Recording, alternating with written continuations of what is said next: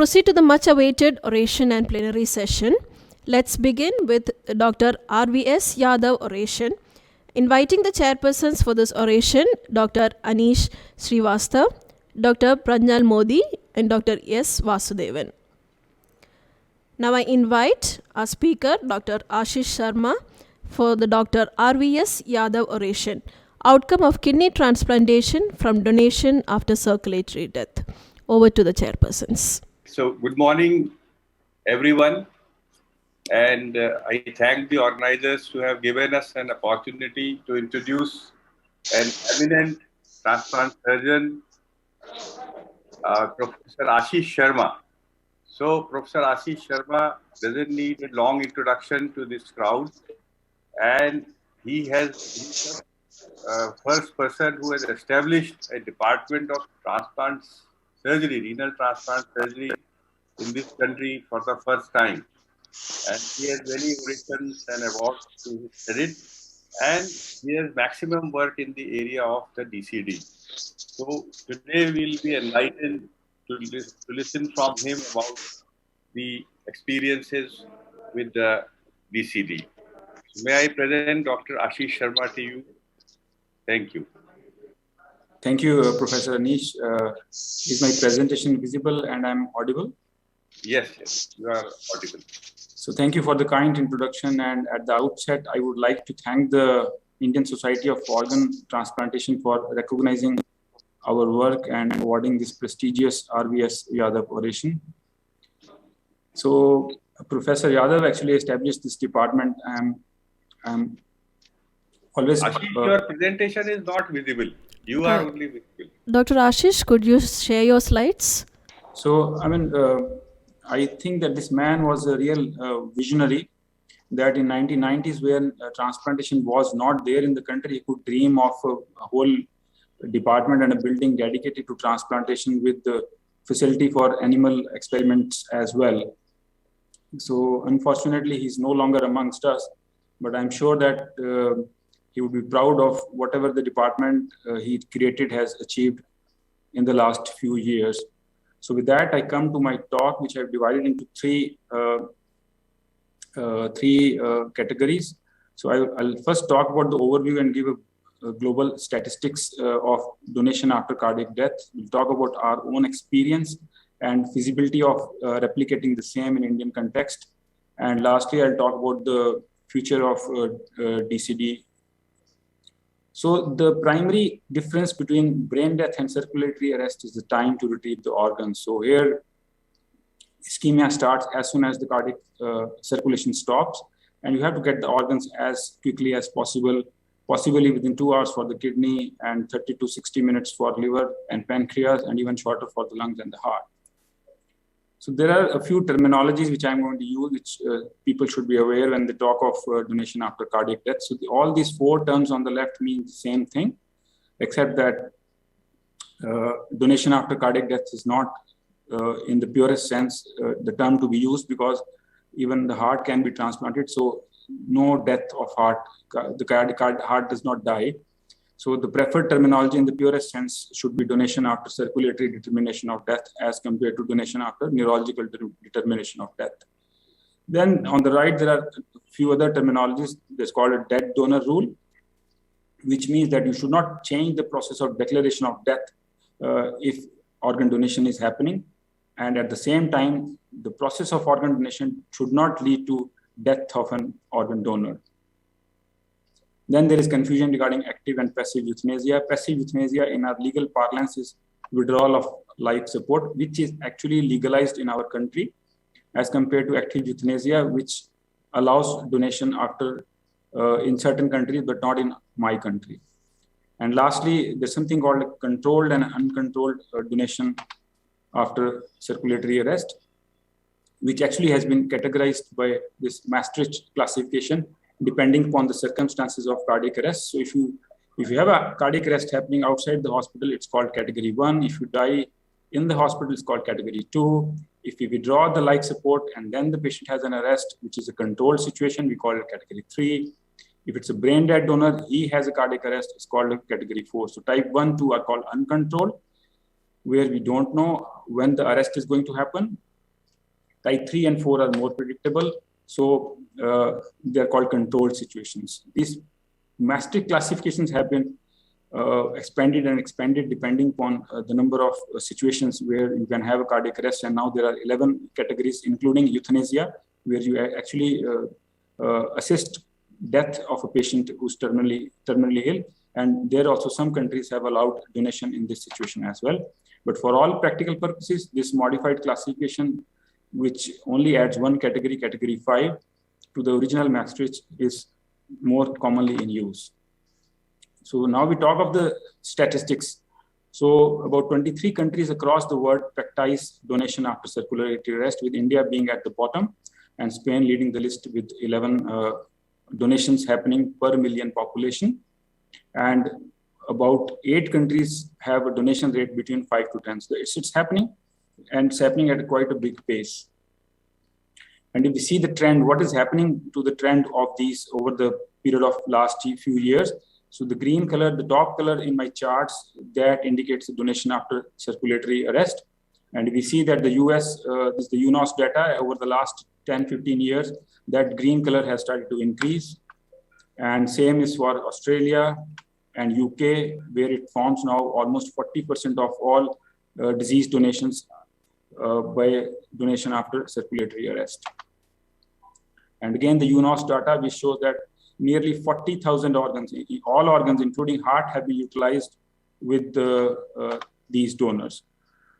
So while there are many reasons why DCD donation is increasing across the world, the main reason I think is wider acceptance of futility of continuing care in end-of-life situations leading to withdrawal of life support, which is possible in some situations by having an advanced end-of-life directives. And if you see this paper published in 2008, which says that although we say that we always emphasize on brain death and brain trauma, but only less than 10% patients with brain trauma will actually proceed to brain death. Whereas on the contrary, now majority of the deaths happen in the ICU, and as much as 90% of these deaths will have a decision to limit therapy, which gives you a chance to initiate donation after cardiac death. So how did we start? So in 2011, we had a patient whose family approached us. She had a terminal lung disease, was not being considered as a candidate for lung transplantation, has a cardiac arrest in the ICU. And since we were already primed, we immediately shifted her to operation theater. With a warm ischemia of 70 minutes, we could actually get the kidneys out, put them in the ice. Unfortunately, one kidney never functioned, and second had a suboptimal function, pushing us back by 3 years. And we realized that it's not possible to retrieve the organs in our setup within the limits of 60 minutes of warm ischemia, which is probably the best if you want to do it.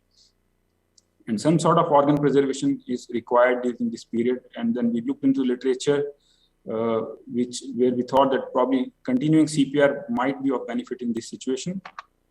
So we started with the manual CPR, and then we got this automated CPR pump, which can actually give CPRs automatically. And then 2014, we had another potentially brain dead donor who had a very high serum sodium, and the committee did not want to declare brain dead at that high and abnormal electrolytes.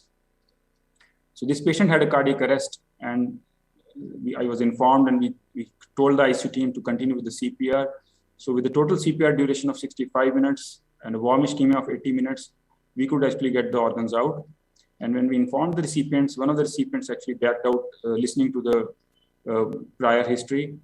And the second patient had a prolonged DGF, but eventually recovered his kidney function. And even at more than 7 years now post-transplant, he enjoys a creatinine of 1. So all these donor surgery were standard rapid retrieval, where you used a rapid iliac artery cannulation and used a double balloon, triple lumen catheter, which is very useful, especially if you have an obese patient, where you can obtain the control of the circulation in a very quick way. So in the last 7 years, we've had an opportunity to do 18 donations after circulatory arrest. Out of these, 16 were uncontrolled. And within last year, we have done 2 donations which were controlled, where the withdrawal of life support was carried out. 7 kidneys from the uncontrolled donors were discarded. 4 had poor perfusion characteristics. I'll show that in detail in the next few slides. And in 3, there were no willing recipients. So both donations, both controlled donations came from the neonates who had anomalies incompatible with life. One was a 70 years old neonate and second was 3 days old, where the family actually came forward for the donation. And our pediatrics team fortunately has a policy of withdrawal of life support in these situations, giving us an opportunity to do these.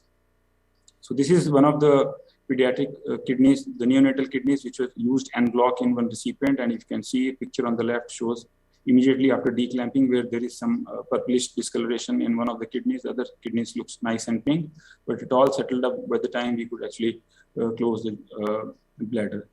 Unfortunately, both these recipients did not have a long-term favorable outcome. One of them developed aspergillosis of the graft kidney. And the second happened during the COVID times. The patient developed a COVID infection where the immunosuppression was had to be tapered down, and he unfortunately ended up with an acute rejection, which could not be salvaged while he was having COVID infection. But both patients survived, and one of them had a second transplant, and the second is still awaiting. So the 26 patients who had uncontrolled DCD donation, these are the outcome data for those patients. If you see that the donor age is pretty young, we deliberately used young donors, 32 years mean age.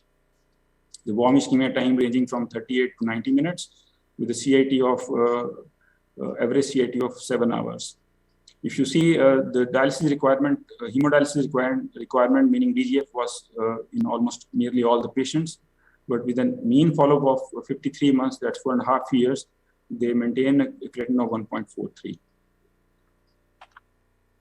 This is the Kaplan-Meier curve showing a 5-year graft survival of 80%, which actually corresponds to the reported outcomes after DCD. This is a large series from the UK, where they have shown equivalent outcomes of DBD and DCD donors in terms of outcomes at 5 years.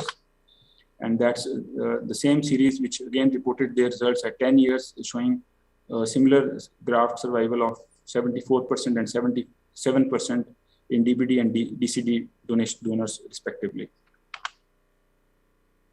And it's not only in patients with normal kidney function. Even if you have a grade 2 or grade 3 KI, you can have similar outcomes after DCD donations. That's also not a barrier as far as donation after circulatory arrest is concerned.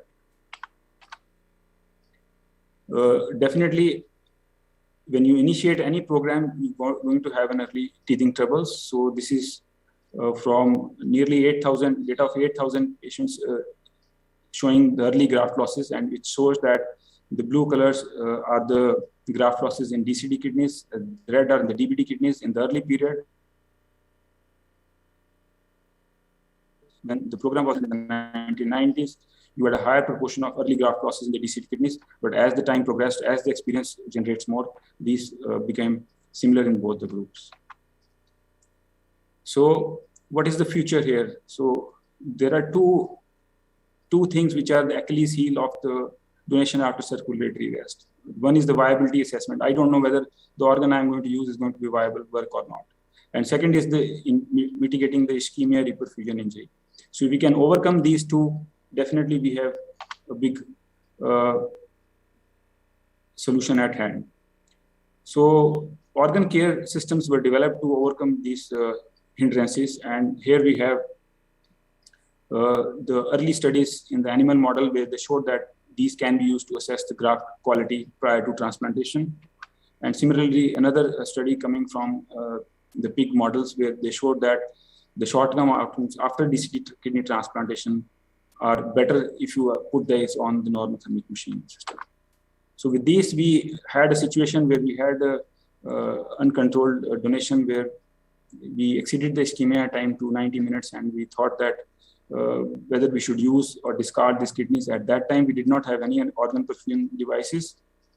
So we collaborated with the cardiac team, and we put these kidneys on the cardiopulmonary bypass machine. And you could see that even on the bypass machine with the blood being perfused, the kidneys are nice and pink. But after a while, the flow started to reduce. It reduced to less than 80 ml per minute, and the kidneys became blotchy, and we discarded this kidney. So this led us to believe that there is a role of procurement of the organ care systems, which can help to assess the viability of these organs. So with that, we procured the kidney assist device, which is one of these systems, and we showed this in the free paper session yesterday, where we could actually utilize an uncontrolled DCD donors with a functional warm ischemia time of more than 7 hours. Functional warm ischemia time is defined that when the blood pressure is less than 50 millimeters, systolic blood pressure of less than 650 millimeters, and for more than 7 hours in a patient with grade 3 AKI, we could put that kidney on the machine, we could perfuse it, we could utilize it, and the recipient is now 8 months post-transplant with the normal kidney function, with an early uneventful post-op course.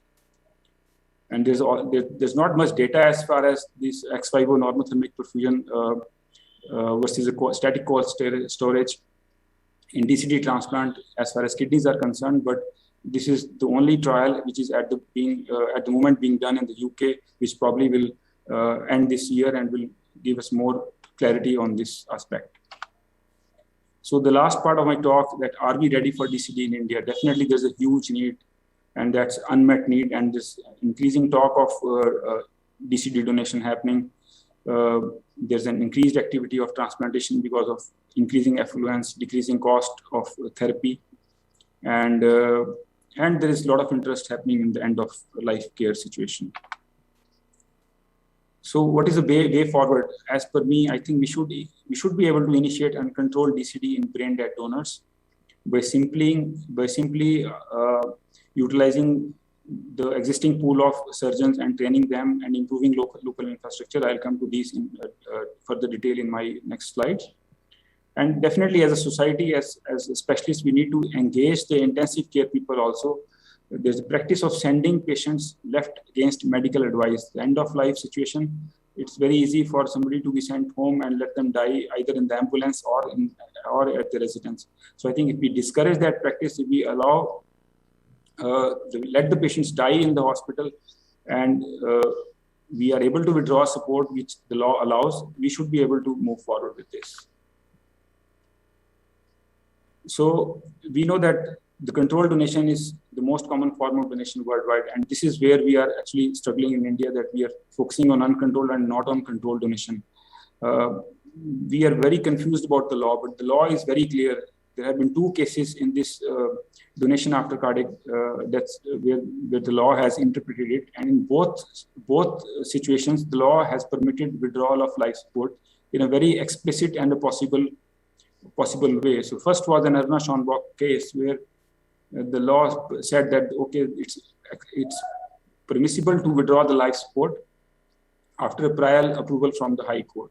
And then there was a common cause case where an NGO asked for directions of allowing the right to end your life, and where it was interpreted that the living will is allowed, and the right to live with dignity also includes smoothing the process of dying in case of a terminally ill patient. So it is absolutely unethical and illegal to send a patient lama and let him die in the ambulance or in the hospital or in his home, whereas it's absolutely legal to get the permissions and allow withdrawal of life support in this situation.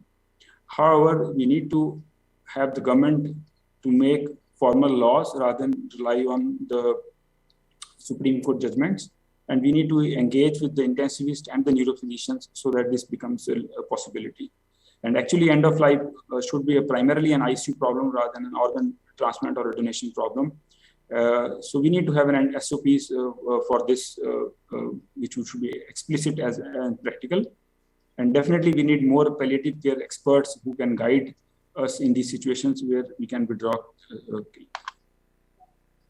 So I looked up the literature. What does it say? That, okay, so we had 2 big studies happening in India in the last 4 years. One was a part of an international study where it was shown that majority of the Indian intensivists will withhold life support measures. And in fact, one-third of them would actually withdraw life-sustaining treatment. And there's another study, which was an Indian study across 120 Indian ICUs, where they say that nearly 18% of the patients are actually sent home, which they called as terminal discharges. So, but all of them would have limitation of treatment. So I think we have that opportunity. Only thing we have to get together, network with them, and come to a definite conclusion. So as far as uncontrolled donations are concerned, they are more difficult to do. You need to have a willing and aware team who is able to do it. And unfortunately, there are no dedicated teams in India who I see that they'll be able to take up this cause. We need to have facilities for local the histocompatibility measures, the cross matches, and the tissue typing laboratories who can work at short notice of time. Unfortunately, transplant activity currently is focused more only in the private enterprises. Most of the donation transplant activity is happening in the private enterprises. Whereas these uncontrolled donations, they invariably have a very long period of hospital stay, which will escalate the cost of transplantation dramatically. So I think we need to have this in the public sector so as to promote this type of donations. And you need an administrative support, which we had in our institute right from the director and to all the hospital administration and other departments where we could actually proceed with these donations.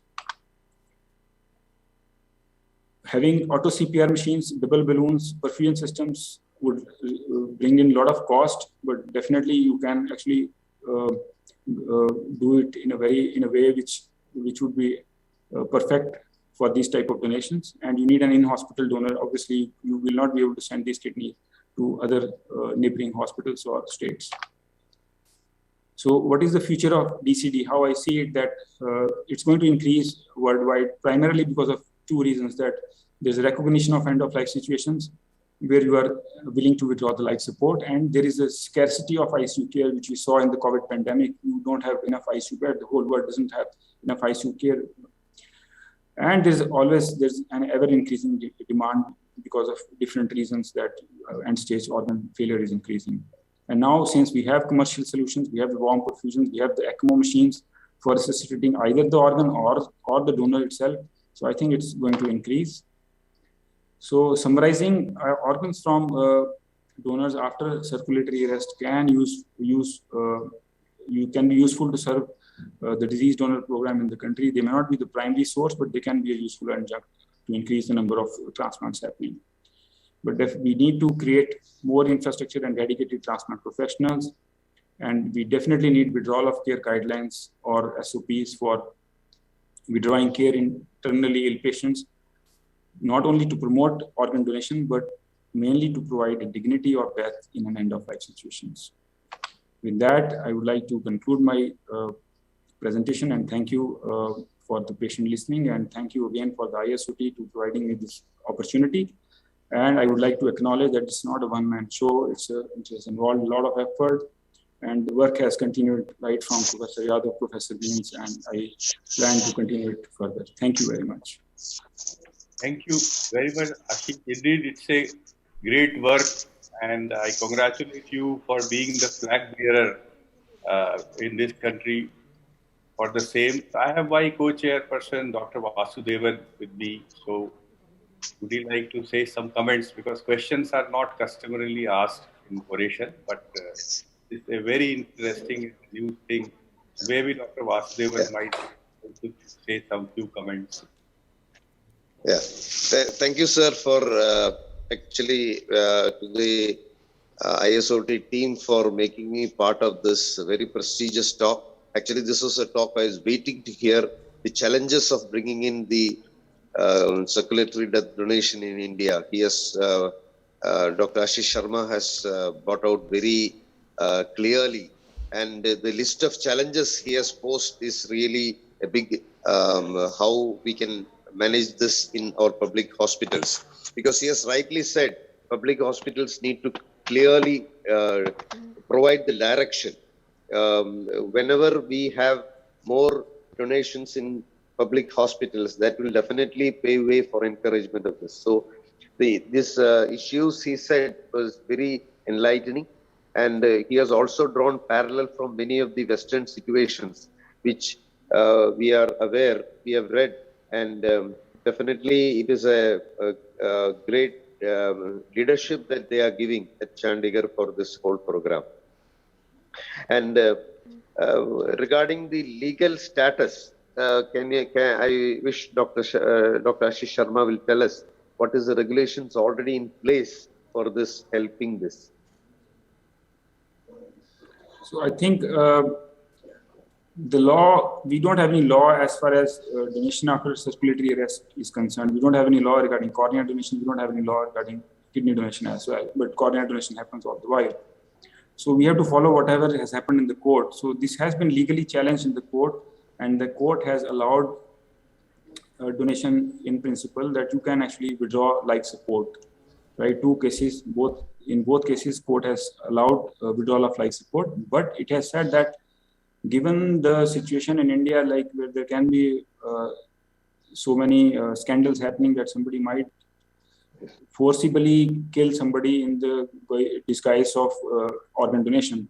So what they have only said is that you have a committee of doctors and you have a committee of judges appointed by the court. So if you have those two committees working in tandem, they can decide, they can meet and decide and allow for withdrawal of life support. So I think I would suggest, sir, can you make one more comment, sir? Yeah, please. Sir, I wish all the medical bodies, especially ISOT and IMA, together form a task body which could make some moves to putting a regulatory laws in effect for this circulatory donation. Yeah, I think now in view of constraint of time, shall we conclude this session? Thank you, Professor Ashish. Indeed, great work.